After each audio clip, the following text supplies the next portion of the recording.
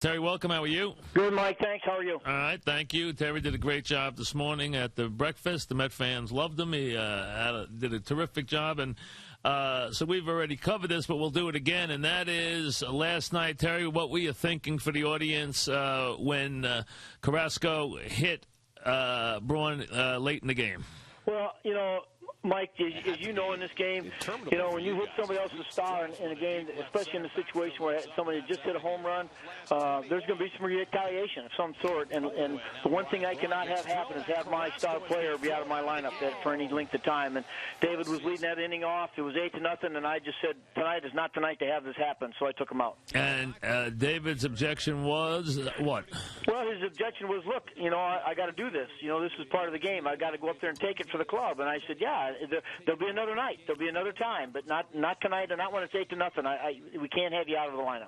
And obviously, if it were a close game, it'd be a different. Well, they probably wouldn't even throw him if it's been a close game. But if it's a close game, you get a different. You're not going to take him out of the game, right? I'm not going to take him out of the game. No, Mike. Matter of fact, to be honest, he was coming out of it anyway just to get off his feet. And then when we hit the guy, I just said, well, I got to get him out of there now.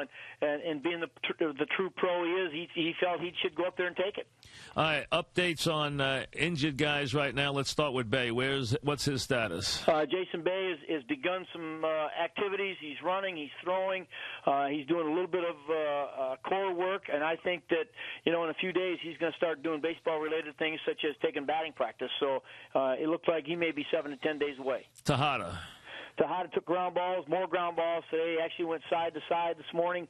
So he's starting to get his legs back underneath him, and it looks like he may be 7 to 10 days. Totally passed the concussion impact test, which was a great sign. So tomorrow he will start some activity.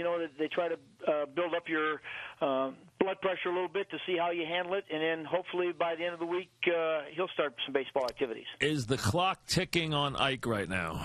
Well, we got to get him going, Mike. I don't know how long it's going to be ticking, but we've got to get Ike going. And he's real frustrated right now. He hit 2 balls hard last night, didn't get any hits. And when you're in a slump and you finally put good swings on the ball, you'd like something to cheer about. But he's out here again today, hitting early again. So we're hoping that we've got a string of some right-handed pitching coming up that we can get him going. Terry, does Ike just have to make a mental adjustment to the fact that they are going to throw him soft stuff away, breaking balls away, and that's just it? They're not going to challenge him with the fastball? Well, that's what we've been telling him, Mike. Exactly that, word for word. That is that.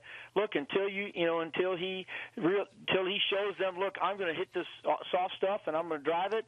He's not going to get too many fastballs to hit, and everybody's showing that to him. He's one of those kind of guys that he's so determined to get it going right now that he's overswinging a little bit, but he's got to be a little more patient at the plate and get it, even if it's a breaking ball, but get something he can handle, make him bring the breaking ball up a little bit to him, and put a good swing on it. And last night you did like that he hit a couple of line drives the other way, right? Absolutely. That's what he's been working on, and I'm very, very impressed he finally applied it in the ball game because I think it's going to make a big difference for him. You stuck with Francisco despite what happened down in Florida. What was your thought process? Well, I didn't want to play bullpen roulette, Mike. I didn't want to go out there and juggle that bullpen around. We've got 3 or 4 guys, Bobby Parnell, John Roush, Timmy Burdak, all pitching very, very well in certain roles, and I don't want to disrupt all those roles because next thing you know, you've got 4 or 5 guys down there that don't have confidence or don't know when they're going to pitch, and I just think it creates chaos. And to be honest, Frankie's 9 for 11 in save opportunities. Yeah, he's got a couple of blown saves. They were big games that we wish we could have won, but for the most part, he came here to be the closer. Pitchers are. They're much more comfortable in the pen, aren't they, Terry, when they know what their role is? No doubt. It's a big factor now, isn't it? It's a huge factor in today's game, Mike. These guys come to the ballpark. They know when they're going to be used. They know if they're going to be the long guy. Just like the guy who perhaps may be the long guy tonight for Johan. You realize his chances of getting in are very slim. But those guys that at the end of the game, they realize they know who they're going to face. They get themselves ready to face those guys. And, again, you start to disrupt that, and you might have some problems on your hands. Did you know something we didn't? Because all of us were saying, oh, no, not Batista. And then he goes out there and throws 7 innings like that at the Brewers the other night. Now, I was a little shocked that a guy who everyone here is saying, oh, can he get through 5 innings, and they're playing for 1 run, which shocked the heck out of me. I mean, that stunned me that they were playing, for a run against him, but they were. But, I mean, he did a heck of a job the other night. He did a very good job, Mike. And it came down to, we gave Chris Swindon a couple opportunities. We really feel, he's got to get some more seasoning before he's ready to pitch here. Miguel Batista's done it. He's had a whole career doing it, especially as a spot starter. Last year he did it, pitched very well when we spot started him. And until, we think that maybe Harvey or one of those young guys is ready, or even Chris Young, we've got to find that bridge to get us, to June 1st. And we have this guy sitting here, so I said, why not give him a shot? I tell you, he did a very, very good job. We're talking with Terry Collins. Any concern about G right now? I mean, is anything bothering you about what he's doing right now? Well, I think Dylan will get out of it, but Mike, we reviewed the tape this afternoon, and I mean every time he threw a ball in the middle of the plate, it got hammered.